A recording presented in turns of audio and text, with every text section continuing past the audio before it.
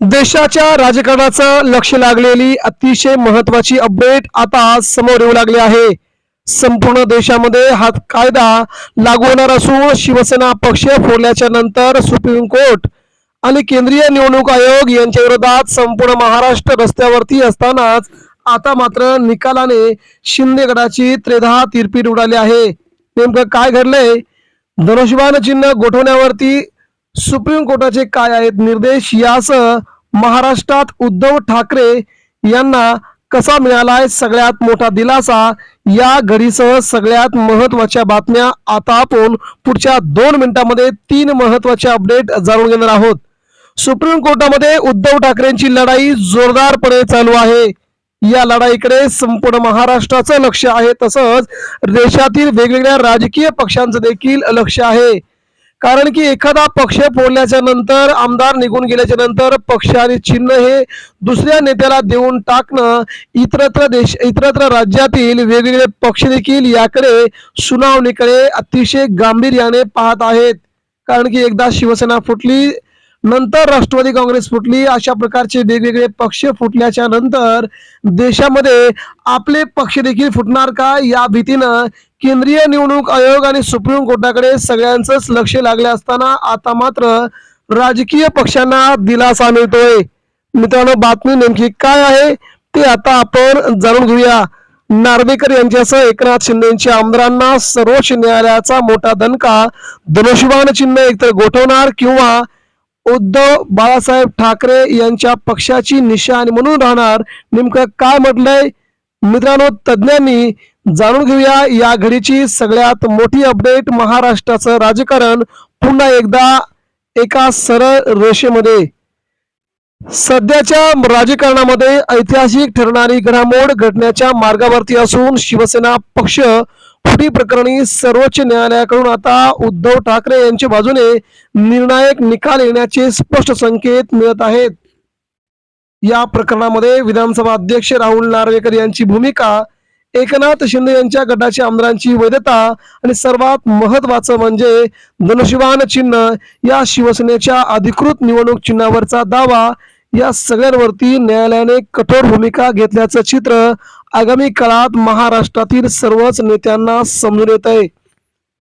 जर न्यायालयाचा अंतिम निर्णय या दिशेने गेला तर तो उद्धव ठाकरे यांचा आतापर्यंतचा सर्वात मोठा राजकीय आणि कायदेशीर विजय ठरेल. तर एकनाथ शिंदे गटासाठी हा जबरदस्त धक्का मानला जात आहे.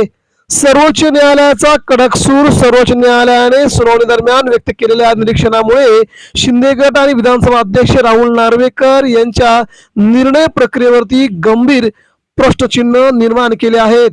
एखादा पक्ष बघून, एखादा नेता बघून आपण हा निकाल दिला असून आपण निष्पक्षपातीपणे तो निकाल दिला गेला नाही असं सर्वसामान्य जनता मानत असल्याकारणाने राहुल नार्वेकर यांच्यासह केंद्रीय निवडणूक आयोग यांना सुप्रीम कोर्टाने झापल्याची देखील चर्चा आता समोर येईल.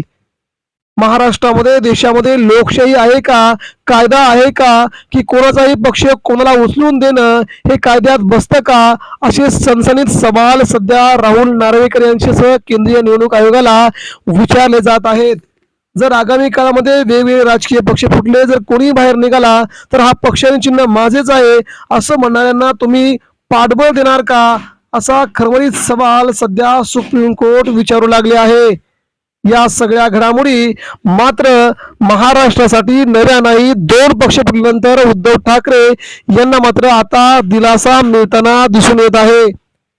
न्यायालयाने स्पष्ट शब्दात सांगितले की पक्षफुटी प्रकरणी निर्णय घेताना घटनात्मक तरतुदींचं पालन झाले का, आमदार अपात्रतेचा निर्णय इतका विलंबाने का घेण्यात आला, निवडणूक चिन्हाबाबत निर्णय घेताना पक्षाची मूळ संरचना आणि संविधान विचारात घेतले गेले का, या 3 मोठ्या प्रश्नांनी सध्या सगळ्यांचीच बोंबेरी उडवल्याचं चित्र आपल्याला सगळ्यासमोर दिसतंय.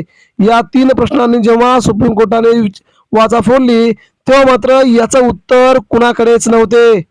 या प्रश्नामुळे शिंदे गटाची कायदेशीर अडचण अधिक वाढल्याचे मानले जात आहे. नार्वेकर यांच्या भूमिकेवरती गंभीर प्रश्न.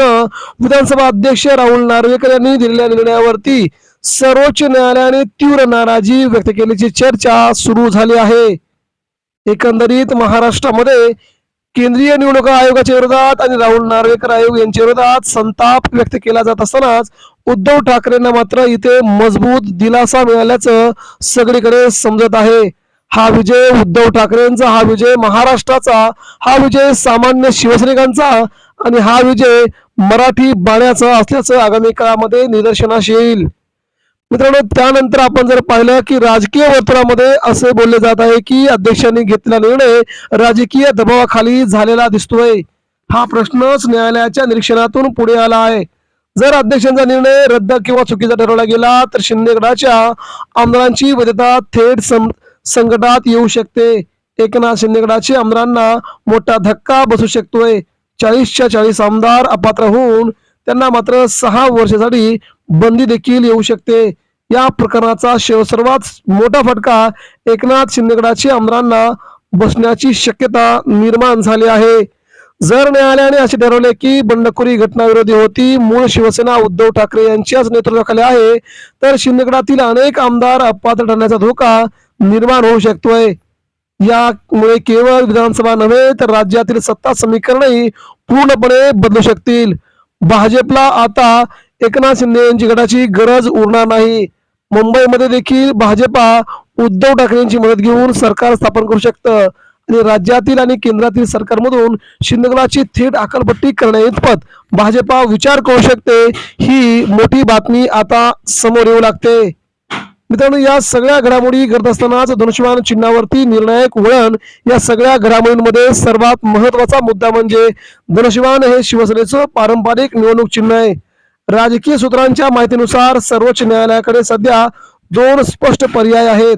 धनुष्यबाण चिन्ह गोठवणं, दोन्ही गटांना ते वापरण्यास मनाई, धनुष्यबाण चिन्ह उद्धव ठाकरे यांच्या शिवसेनेला देणं, कारण मूळ पक्ष, संविधान आणि संघटनात्मक रचना ठाकरेंकडे आहे. या दोन्ही परिस्थितीमध्ये एकनाथ शिंदे गटाला मोठा फटका बसणार हे निश्चित मानलं जात आहे. शिंदे गटाला नवे चिन्ह, नवा पक्ष मिळणार का, याकडे देखील महाराष्ट्राचं लक्ष लागलंय. जर धनुष्यबाण चिन्ह शिंदे गटाकडून गेलं तर एकनाथ शिंदे यांना नवा पक्ष आणि नवे निवडणूक चिन्ह शोधावे लागणार आहे, अशी परिस्थिती निर्माण होईल. राजकीय विश्लेषकांच्या मते धनुष्यबाण हे केवळ चिन्ह नाही, ती शिवसेनेची मूळ ओळख आहे. ते गेलं तर शिंदे गटाची जनधाराची पकड मोठ्या प्रमाणात ढासळू शकते. ग्रामीण भाग, मुंबई, मराठी मतदारांमध्ये धनुष्यबाण चिन्हाला विशेष भावनिक महत्व आहे. उद्धव ठाकरे यांचा राजकीय पुनर्जन्म या निकालानंतर घडून येईल आणि पुन्हा एकदा ठाकरेंच्या हातामध्ये संपूर्ण महाराष्ट्र शिवसेना पक्ष देखील ठाकरे अतिशय मोठ्या प्रमाणामध्ये महाराष्ट्र पसरवतील. याबद्दल आपल्याला काय वाटतंय, आपण देखील आपल्या प्रतिक्रिया आमच्यापर्यंत पोहोचवा. धन्यवाद.